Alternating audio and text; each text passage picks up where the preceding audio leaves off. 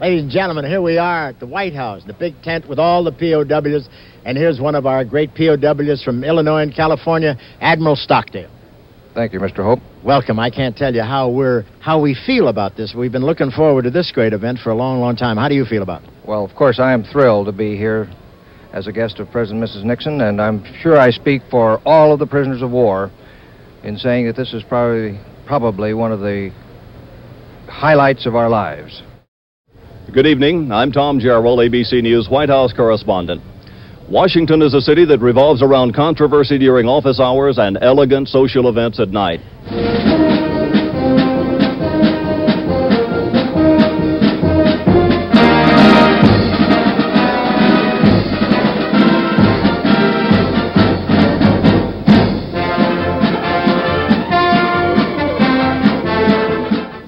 As all of you know, this is the largest dinner ever held at the White House, and that in itself would make it important. I think you should also know that in this great house, the most distinguished men and women of the world have been entertained. Emperors and kings and presidents and leaders from virtually every nation of the world have been honored here. And of course, they have honored this house by being here. But I know that I speak for all of the American people when I say that never has the White House been more proud than it is tonight because of the guests we have tonight. Now we will have a special tune by the POW Chorus. 35 prisoners who formed together while in captivity to sing to the other prisoners, to pass time, to entertain themselves.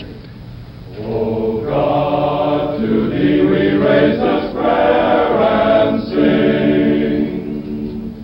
From within these foreign prison walls, we're men who wear the gold and silver wings, and proudly heed our nation's call. Give us strength to withstand all the harm that the hand of our enemy captors can do. To inflict pain and strife and deprive every life of the rights they know well we are due. We pledge unswerving faith and loyalty to our cause, America, and the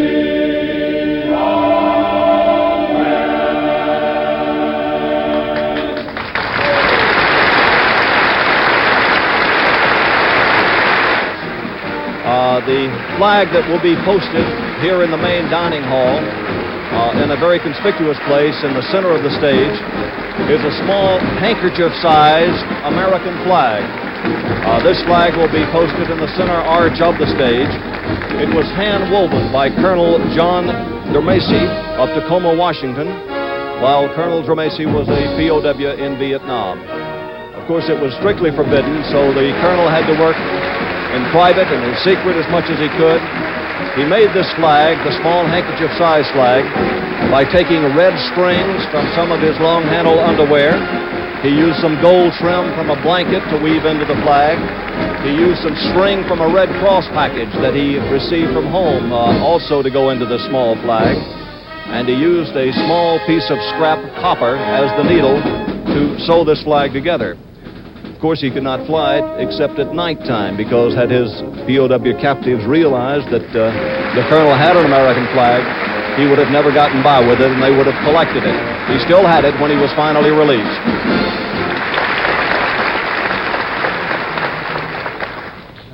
It is traditional on occasion to propose the toast to a lady rather than to a man. And on this occasion, I think of a first lady, and of many first ladies. Of course, traditionally, the wife of the president is the first lady of this country. I can tell you, as I look back over those months and years that we have met with the wives and the mothers of those of you who were prisoners of war, they were and are the bravest, most magnificent women I have ever met in my life.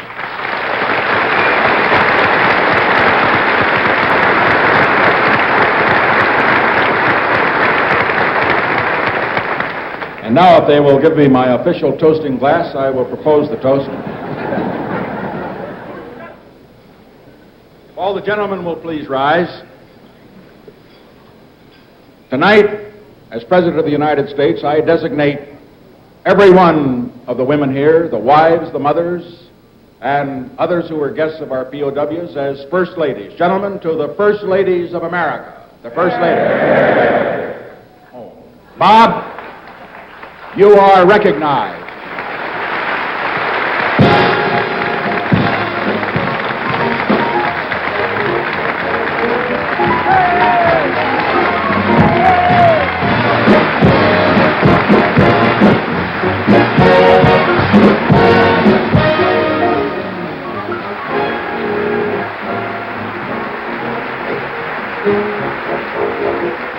Thank you very much.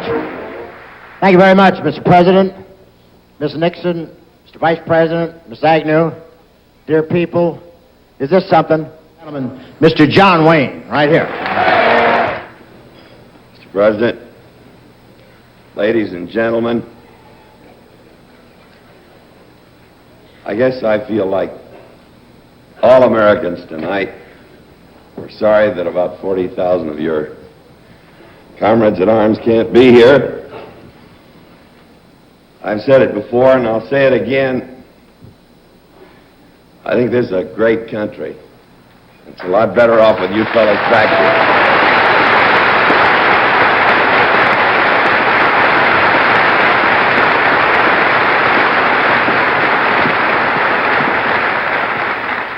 I think it was wonderful of the President to bring us all together like this tonight. I'm happy all you fellas and your families could get here to be with him. I feel pretty good that he has this chance to meet you all, because you all have a lot in common. You hung in there when the going was rough. So did he. Stuck by your guns.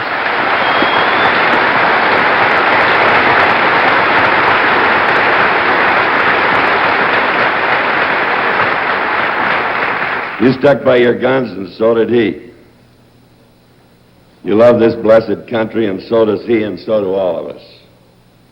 You men, I want to say thanks for showing the whole world the kind of men a free country can put up when the going gets rough. You're the best we have, and I'll ride off into the sunset with you anytime. Here she is, the centerfold in Field and Stream, Phyllis Diller.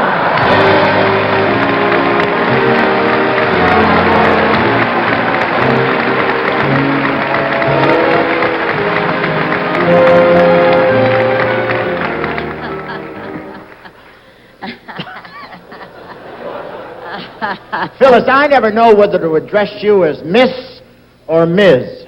Ms. Why don't you just call me what the neighborhood kids call me? Sir. This is Joey Heatherton, right here.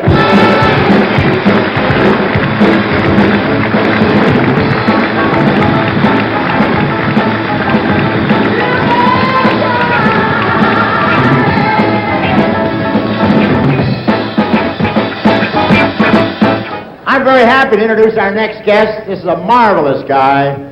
He's one of the great Mexican actors of our time, and he always does fantastic benefit jobs. Ladies and gentlemen, Ricardo Montalban. Thank you very much, Bob. Mr. President, Mr. Nixon, Mr. Vice President, Ms. Agnew, ladies and gentlemen, honored guests, amigos all. Here is Roy Acuff and the Grand Ole Opry, right here.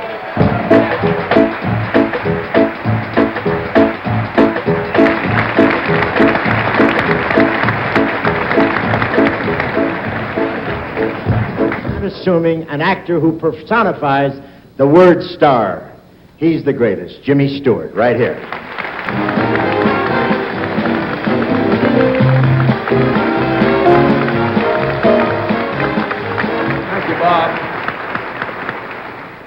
I'm very honored to be here. Very honored to be here with the President of this great country of ours. This President who made this evening possible by getting you men home.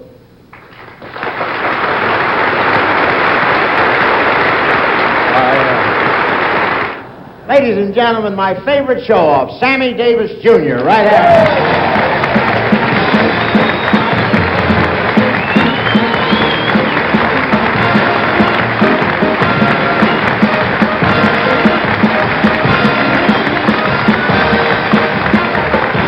We have only one other performer. He's the only one who has not been to Vietnam, physically or in person. But he has been there in every place where the heart of America has been. And we are proud tonight to have as a very special guest to conclude our program, Mr. Irving Berlin. Now, I'd like to sing a song for you that doesn't take much voice, because what little I ever had has left me completely. But you know the song. I'll sing one chorus for you, and then I'll ask you to finish the rest of it with me. The song, of course, is one that is closer to me than any I've ever written.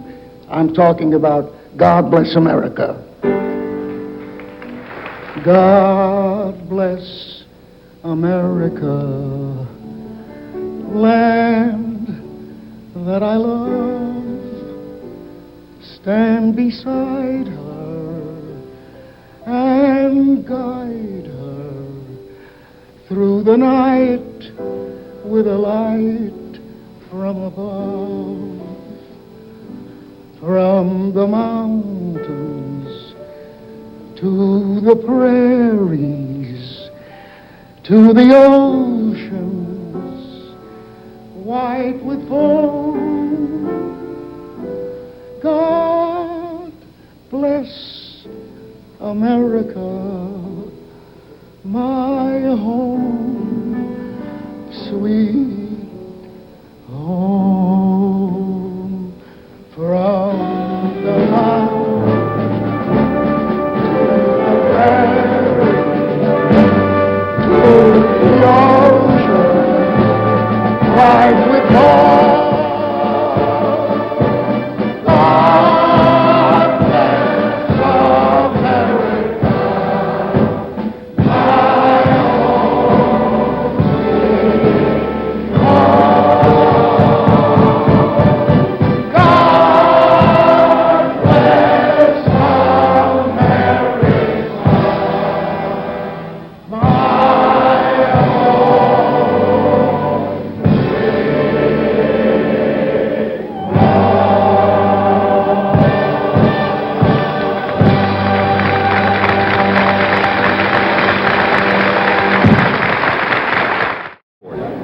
This is Tom Gerald. Good night from Washington.